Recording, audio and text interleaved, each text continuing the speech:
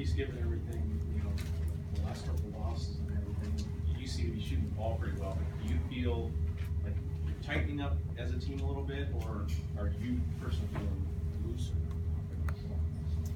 I think I feel a little more comfortable, but I just think we're kind of playing more efficiently, but I don't think we're playing a full 40 minutes that way. I think we'll have our moments, and I think if we just play that way for the whole game, we'll end up with better results than we have been. Do you feel like the results are coming for you now, Marquese, because you're playing with more discipline? That the results are coming for me? Yeah, personally. Whether it's the points or the rebounds or what have you, it's just because you're being able to stay in the game and try to eliminate the foul trouble. Yeah, well, obviously I feel like being on the floor, I'm going to be able to produce more. I just think that not fouling out as much is kind of leading to me being more productive and kind of helping out more. How would you kind of define your niche right now, where you feel most comfortable in this lineup doing the thing? I think the job that I'm supposed to be doing is help rebounding, and then if I'm around the basket, score, and kind of bring the ball out to the mid-range and kind of create space for some of our guards so that they can start getting their shot off. Whether it's been Wesley Gordon or Ryan Anderson getting those 8 offensive rebounds, or Jacob Fertile with 12, a big man has dominated you guys in some capacity in your last 2 losses. How do you explain that, and how do you feel about that? It bothers me, but I think that's sometimes going to happen because we don't have a true center. I think as a position, we kind of play with 3 forwards, sometimes 4, because I count DeJounte as like a forward and a guard at the same time. So I think that's our challenge right there, but we just have to play physical and not let anybody bully us or take advantage of us on the boards. I just think we have to take it more personal. That said, have you crossed paths with Rab before? What do you see from his game?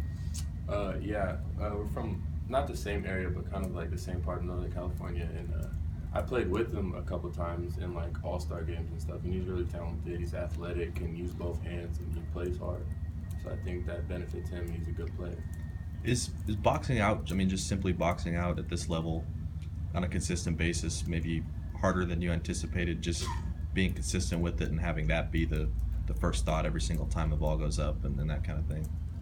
Yeah, I think it's difficult because at times I think we kind of rely on how high we jump and like our athleticism instead of like putting a body on someone. And I think we kind of have to transition from trying to beat somebody to the ball to like keeping them from getting to the ball at all, and boxing out and then go meet the ball instead of just trying to out jump everyone. Has that been emphasized in practice recently, or is it just kind of something you have to commit to going and doing it? Yeah, it's been something that we've talked about for a while, but we've been working on box out drills and rebounding drills and things just to kind of get us focused on like that's a key point that we need to work on and get better at.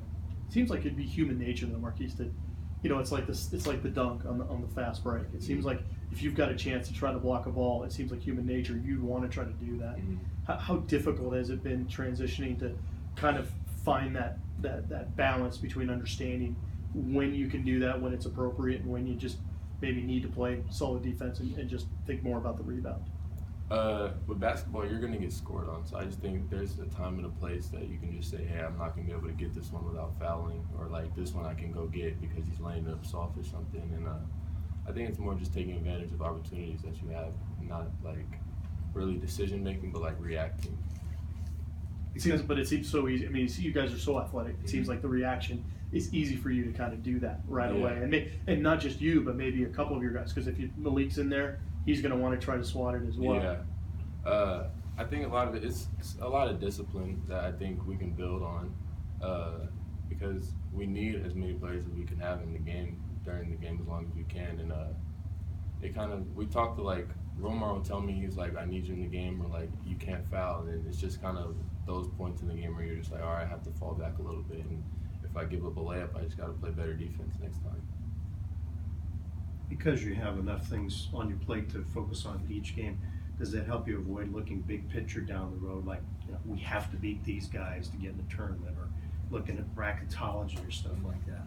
I think we just try to focus on each game, and it'll fall where we want it to happen. So if we just keep winning, we'll end up where we want to be. So we just try to execute our scout and do what we're supposed to do to win, and then good things will happen. Do you guys look at bracketology? No, we don't. Did you have an expectation for this season, win-loss wise, before it started, and has the way it's played out matched that or exceeded that or otherwise? We exceeded my expectation. I knew we were good and talented, but I think we kind of came together a lot faster than most people would have expected, and we have ups and downs, but I think we play past our age because we have a lot of freshmen, but I think we matured fast. In these games, when there's other sort of talented freshmen sort of out there, do you get any more hype for like this type of a matchup? No, I feel every opponent's the same. I wouldn't want to just distinguish somebody different because they're a freshman or because they're my age or they're this good. It's just I want to win every game. So I kind of look at it that way, and then I just compete as hard as I can. I know the approach has to be that way. It has to be consistent. But does it feel like maybe the stakes are getting a little higher and a little higher the closer you get to Pac-12 tournament and beyond? Yeah, obviously, like we realize like a lot more is at stake, and we just want to win. But I think we kind of have to take each game at a time and just focus on that and not worry about, oh, if we lose this game, we're not here. If we win this game, we'll get here.